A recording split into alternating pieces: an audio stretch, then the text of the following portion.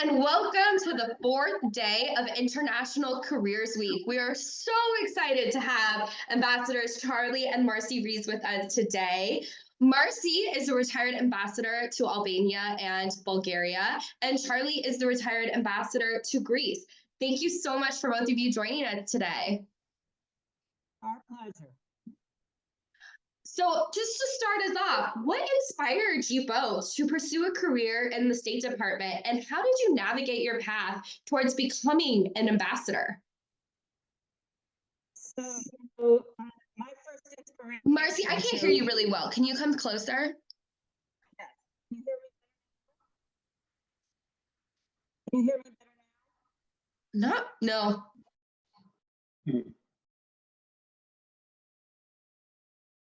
Okay. Right now. I think you're really faint. Christina, Aaron, can you hear her?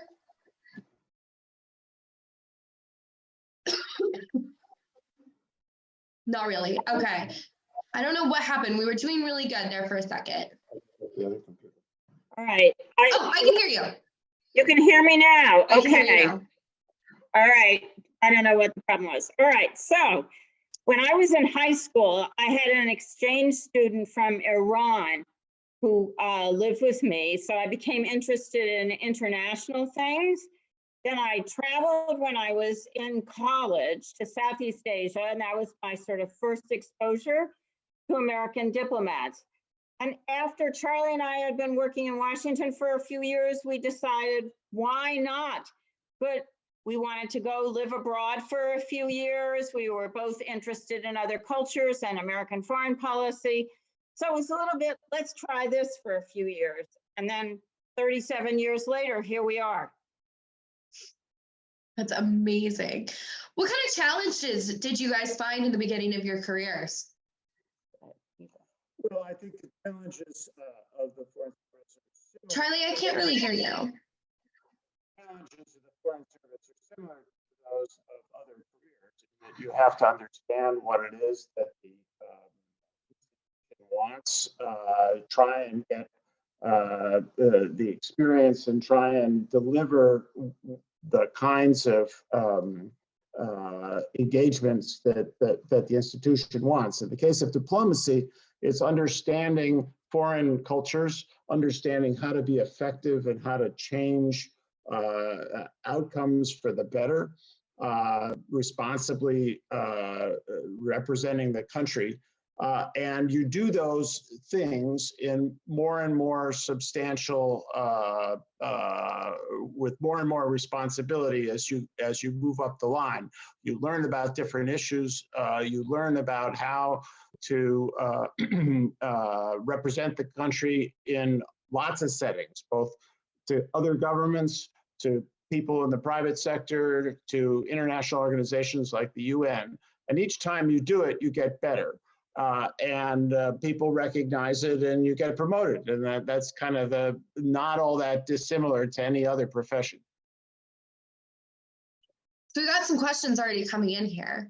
What are some careers in diplomacy and the foreign service that you think more students should know about? Well, I think that students should know, for example, that we have political officers and economic officers who specialize in public diplomacy.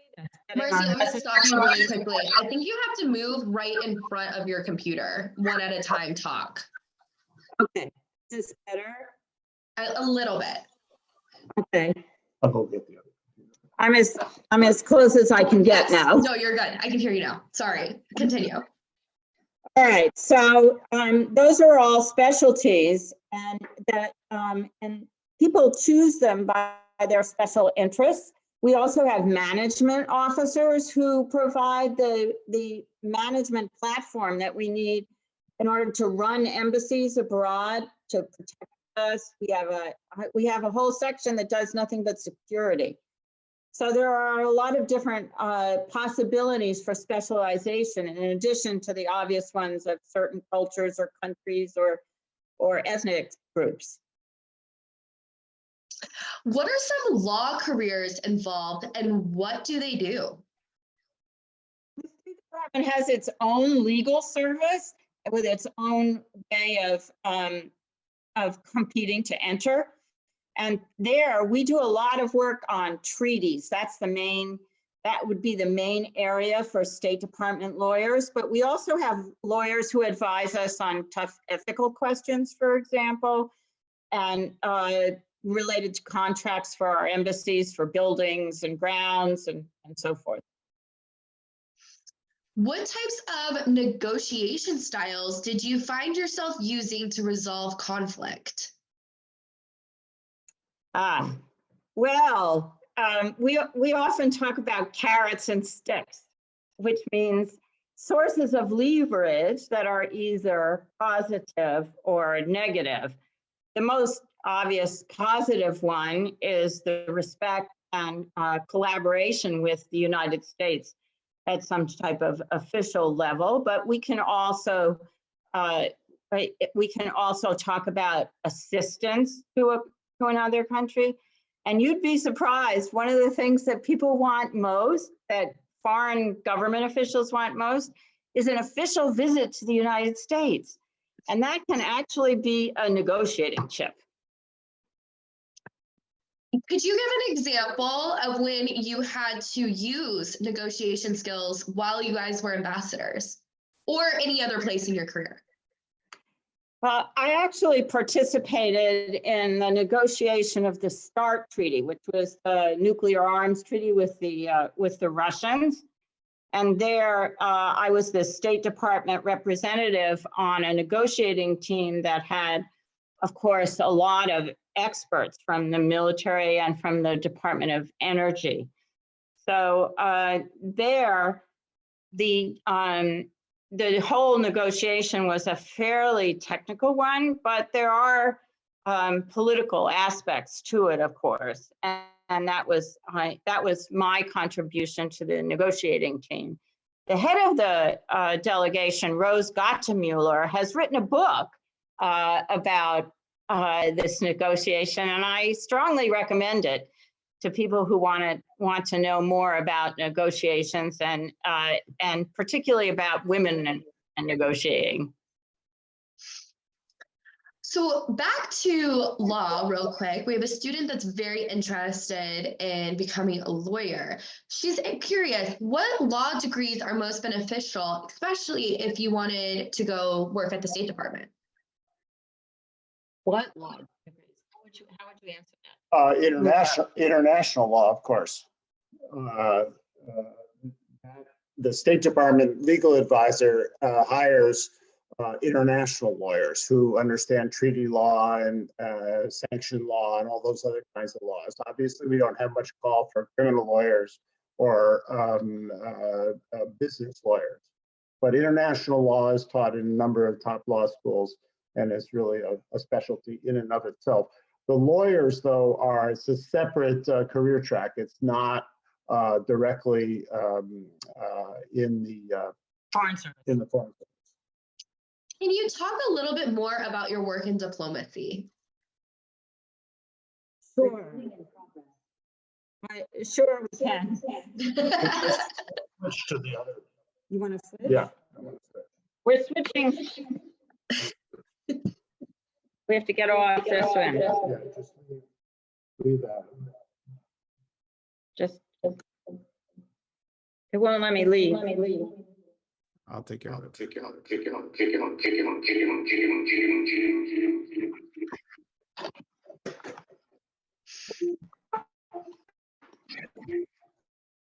Okay. Oh, We're that's in- much better. Much better. It's much better. Here, maybe I'll reword the question. How about, could you share a memorable experience or diplomatic mission from your career that highlights the responsibilities and impact of being an ambassador? Sure. When I was in Kosovo, I was the chief of mission there, but it was before Kosovo became a state, so I wasn't called ambassador. And at that time, riots broke out. They were actually ethnic in nature, and the majority being Albanian Muslims, and the minority being Serbian Christians. And they were burning important cultural sites and massing in the streets. So my first concern, your first concern as a chief of mission is the safety of your mission. So once I concluded that Americans were not at all targets of this episode, the next thing was to stop it. And so I joined with my other international colleagues to speak with the leaders and convince them that they really needed to take very strong measures, if indeed they even needed convincing, to calm the people down and get them out of the streets. And that is, in fact, what happened. It's always important to marshal your friends and allies if a situation arises that's difficult. And, you know, that's an interesting point, that's what's really unique about the United States, and part of our superpower is the allies and partnerships that we have, which are very important in maintaining peace and prosperity at home.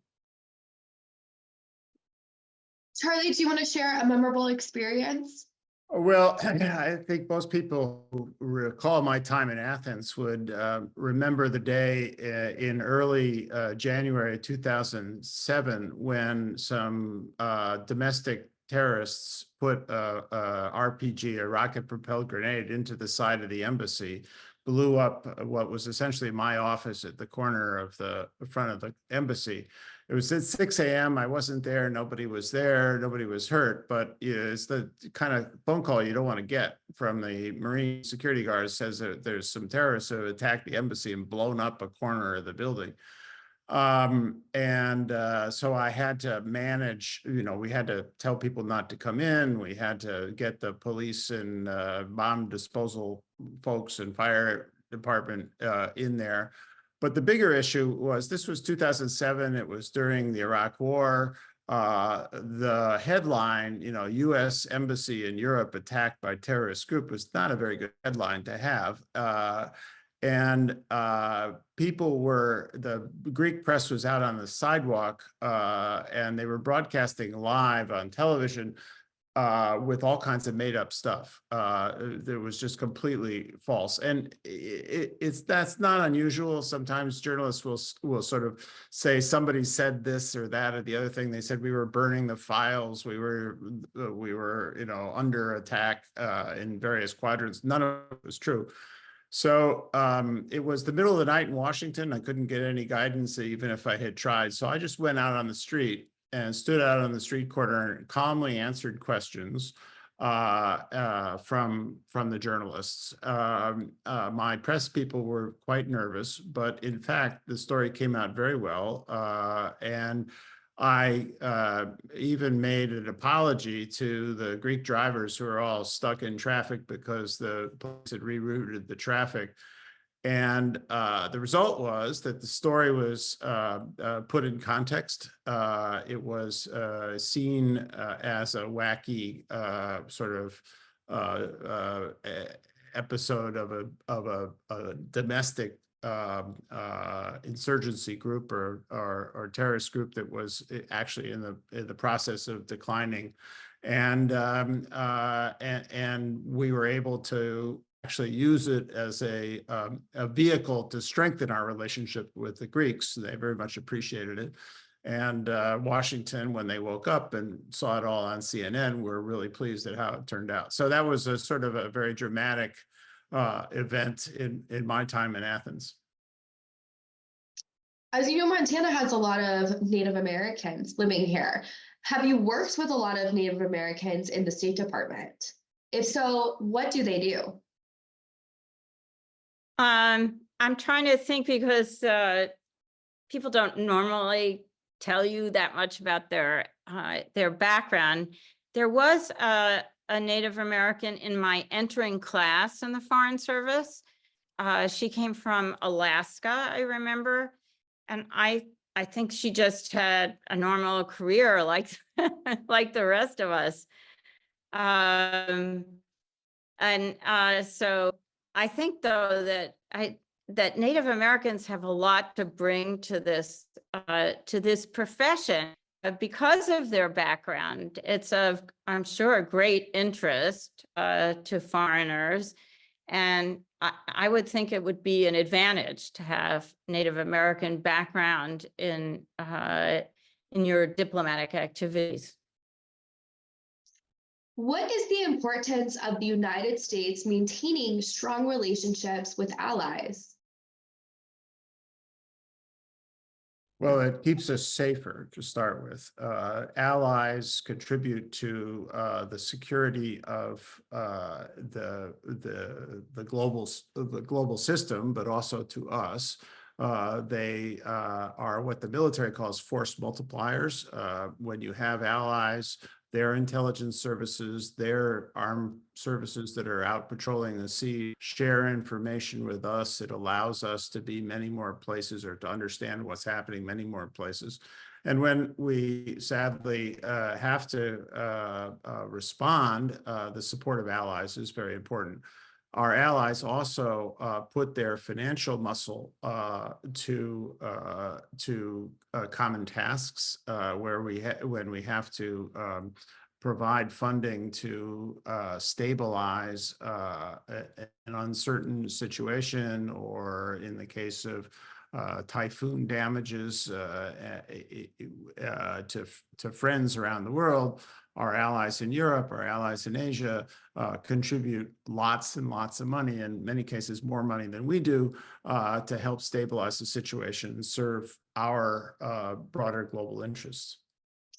Can you come up with an example in either one of your careers where you had to work with allies? That would be kind of Hard to come up with an example in which we didn't have to work with allies. Come up with just one for us, please. Definitely. Let's see, a situation where we had to work with allies. Bosnia, the Balkans. Yeah, I would say that a good example, Charlie's point was during the Bosnian conflict, we worked very hard to work with the Europeans in addressing that situation. That was actually, Charlie and I were both in Brussels at that time, so our counterpart was the European Union as a whole. And for example, we worked very hard on post-war governance, on ending the conflict first, and then on post-war governance. And I think it was very, because of course it was a war in Europe, and so it was very important to have European partners in dealing with it. More recently, the Allies have stepped up with us to support Ukraine.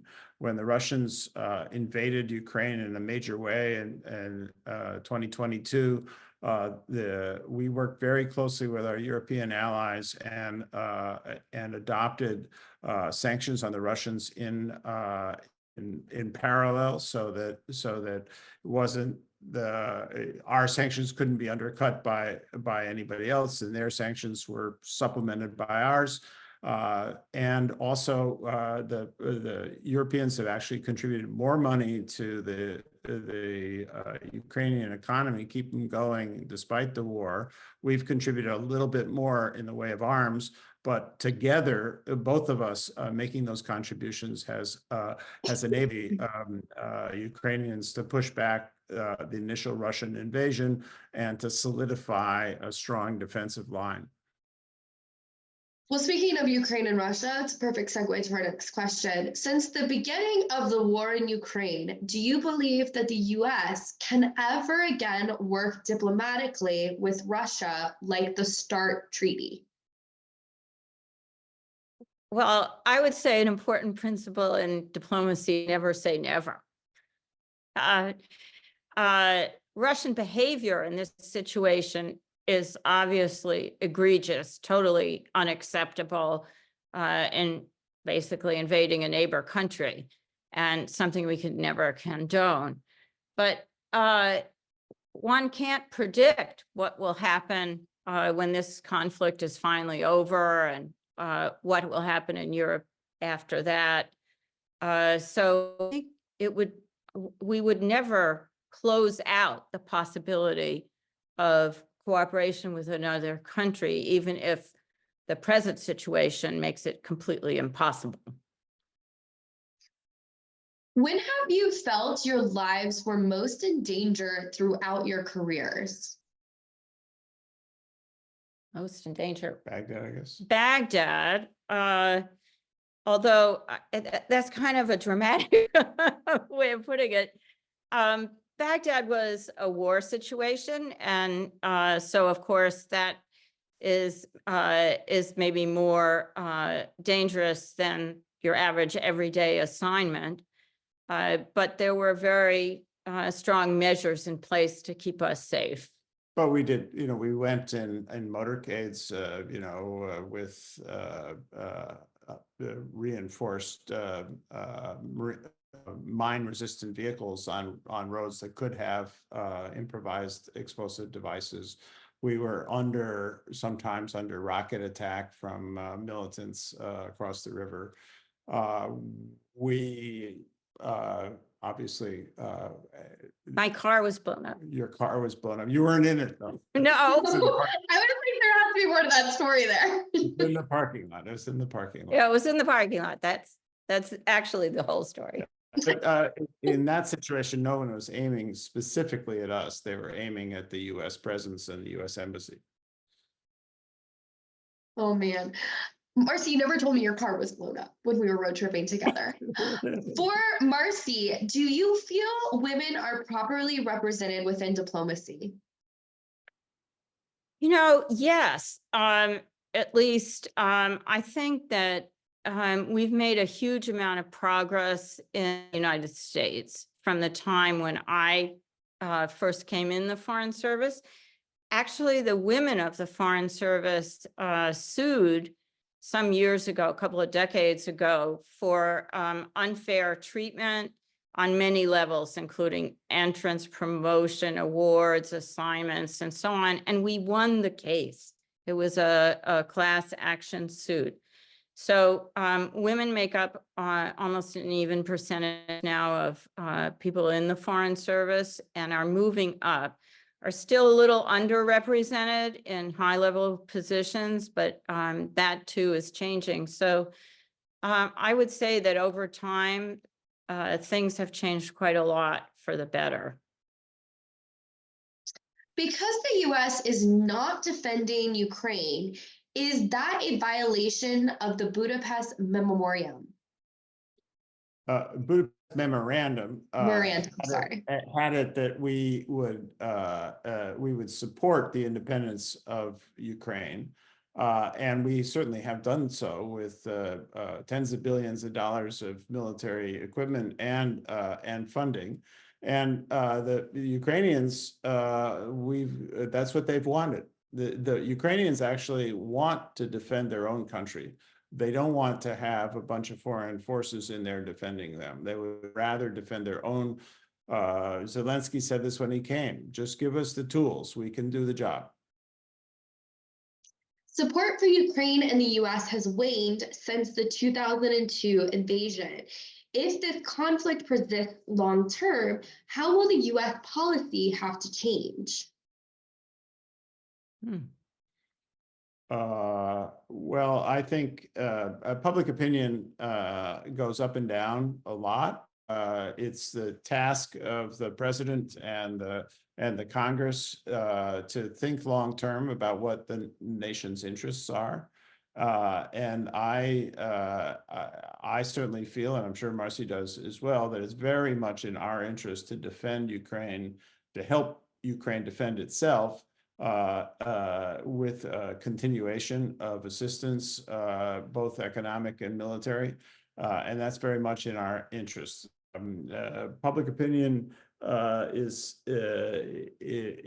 will follow if our leaders make a good case for it as to why it's in our national interest, and it certainly is. I think you have to look at the other side of it. If the Ukrainians were to fail, or even to start to fail, what kind of a signal would that send to the Russians, the Iranians, the Chinese about U.S. Determination to pursue our own interests and stand up for things? It would be a very bad. It would be they would draw the wrong conclusions from that. That's right. Why should people thousands of miles away care about the war in Ukraine? Because it's in our interest. It's a global society, and our friends and allies in Europe are very much at risk. And if they're at risk, we're at risk too. The success and stability of Europe is very much an important part of our success and stability. For Marcie, were you specifically involved in the women's lawsuit in foreign policy? If so, how did you contribute? So this was a class action suit. And so to be in it, you didn't have to do anything. Actually, to get out of it, you had to do something, which I did not do. But I actually did. I did get a settlement, a personal settlement in this suit, even though I didn't ask for it or plead on my own behalf. For students interested in diplomatic careers, what educational paths and experiences would you recommend to prepare for a role as an ambassador? Well, you know, an ambassador is like a sort of a CEO of a company that. So, in addition to knowledge of foreign affairs, of foreign cultures, of language, that person needs to have leadership experience and to be have management skills as well. Our embassies are can be hundreds of people, even over 1,000, and the ambassador leads a country team that manages that whole enterprise. So taking management experience very seriously and learning management skills is also important to success as an ambassador. I would add world history is very important. There's the old line about history doesn't repeat itself, but it often rhymes. And it's very important to understand in dealing with foreign countries and representing the United States in dealing with foreign countries, you have to understand their history, the things that are on their mind. That stem from the experiences and the sort of the traditions and preconceptions that they have. If I were advising a Frenchman who was being assigned to Washington, I'd say, well, study the American Revolution and the Civil War and key moments in American history. We have to do the same. If we're going to France, you have to understand French history, the French Revolution, the history of creating France, and now 4 times after various upheavals. That's very much part of what makes them French. And if we want to do things with the French, we need to understand what makes them tick. I'd add that diplomacy is very much a person-to-person profession. It's all about relationships. And so personal skills and being an outgoing person who enjoys that kind of interaction is really quite important for a diplomat. And another characteristic that you might not think of right away is communication in a more technical sense, giving speeches, using social media, relating not just to the leaders of that country, but also to the people of that country. Do most people in the State Department come from elite colleges? Is there an advantage in going to elite colleges, or does it even matter? It doesn't matter, actually. And I think that's changing quite a bit. That used to be the case decades ago, but I think if you looked at the population of the Foreign Service now, people come from much more diverse backgrounds. And I think what we look for in candidates for the Foreign Service are many qualities that are things that you don't necessarily learn in school. And above all would be good judgment, because and flexibility, because we have in our own careers, for example, we started in Latin America, then we were in Turkey, then we were in Europe. I picked up a special interest in arms control. So I think people who are open to new experiences, new cultures, and new activities is very important. And also people who can make judgments themselves in a responsible way, and who have a good sense of their own country and what it is to be an American, because that's, after all, what we communicate as diplomats every day. Have you ever experienced a misunderstanding when conversing with a foreign nation that had severe consequences? I can't recall such a case. I mean, sometimes a foreigner that you're talking to will pretend not to understand what you're saying for diplomatic reasons, and just like between two human beings, sometimes you sort of ignore something that is unpleasant or you don't want to listen to. That's a tactic that's used in diplomacy and negotiation. You know, there's the famous case of the Cuban Missile Crisis when Khrushchev sent two different messages to Kennedy. One was very hostile and one was somewhat offered an opening for a settlement. And the Kennedy and his brain trust decided to accept the positive one and ignore the hostile one.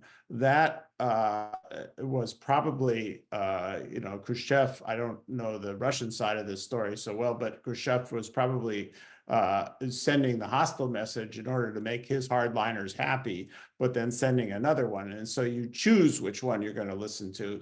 That's not really a misunderstanding. That's a choice as to which of various meanings you're going to take on. In negotiations, there are all kinds of little back and forth like that. How many languages do you speak? What languages are most helpful to know? Go ahead. Well, I'll go first. I grew up a little bit in Latin America. My stepfather worked for USAID, the U.S. Agency for International Development, in the 60s. So I speak pretty good Spanish. I learned French before we went to Brussels reasonably well. I also learned Turkish before we went to Turkey, quite well at the time, but there was the 1980s and most of it we've forgotten. And then before I went to Greece, I studied Greek for several months. My command of Greek is not that great, although I can read it, given the fact it has a different alphabet. Sometimes that's handy. But really, my best language is Spanish. Marcie? I would add that the State Department has its own school for languages, where we teach just about every language in the world. There is not a language requirement for entry into the Foreign Service. I expect you to learn the languages as you need them, although they do pay a bonus if you come in with a very hard language. If you come in the Foreign Service already speaking a very hard language well. And so I didn't have Spanish like Charlie, and I had to learn it before my first assignment, which I did do. I had French from school. I had Indonesian because I had specialized in Southeast Asia in graduate school, but I have never used it, and I've never been assigned to Southeast Asia. Like Charlie, I learned Turkish, and I have little bits of Albanian and Bulgarian. We also offer language classes to our people abroad in the embassy. So if you've gone to language school before going on assignment, you can continue to improve while you're there. Can you let students know what languages are considered hard languages? So they're a little bit categorized by how long the courses are. So the very longest are for Arabic and for Chinese Japanese. and Japanese, all of which, well, no, Chinese and Arabic are 2 years. I think Japanese is 1 year. Turkish for us was almost a year. But the Asian languages and Arabic, I think, are considered the very hardest. Spanish and French are considered world languages.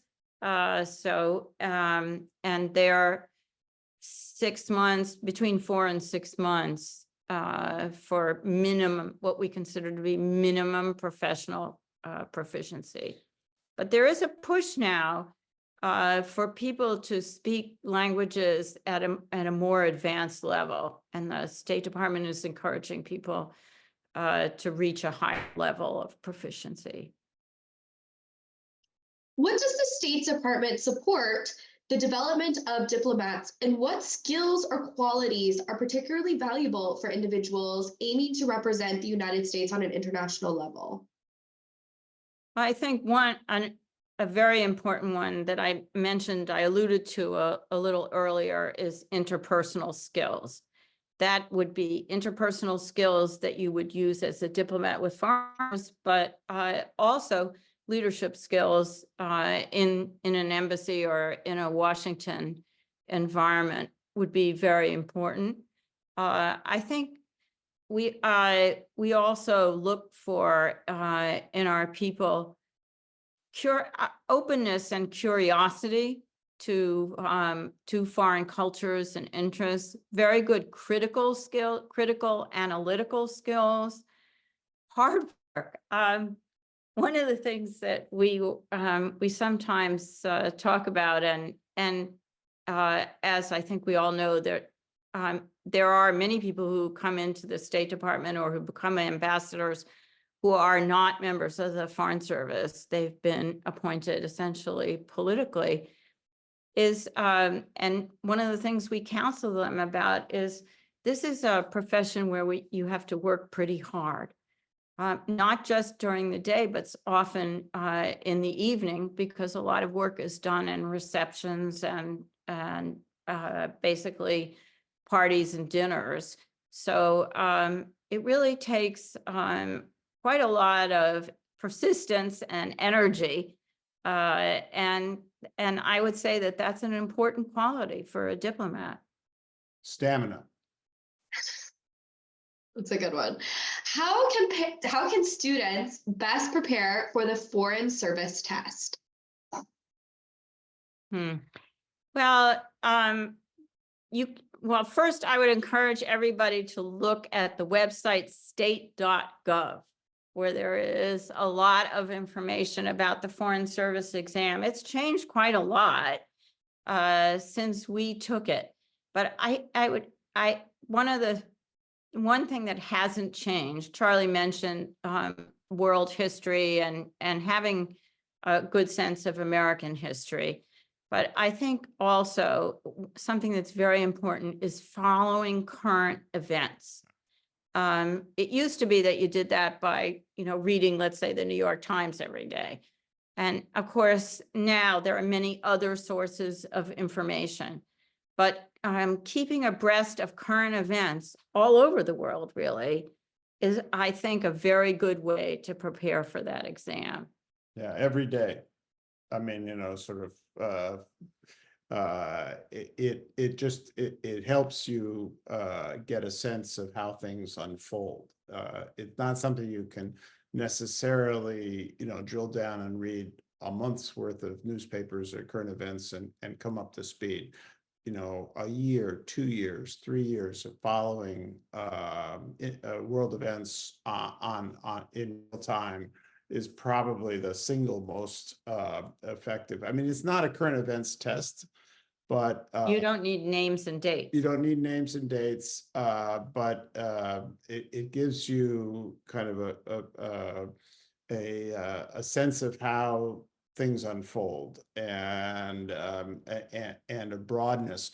We used to think that it was important to read kind of all the sections of the newspapers, including the culture sections, because at least in the old exam that we took, they asked questions about culture as well, because they're looking for well-rounded Americans who can represent the country, speak about artists and operas and other kinds of things. I don't know so much that they do that as much now, but we are looking for folks who have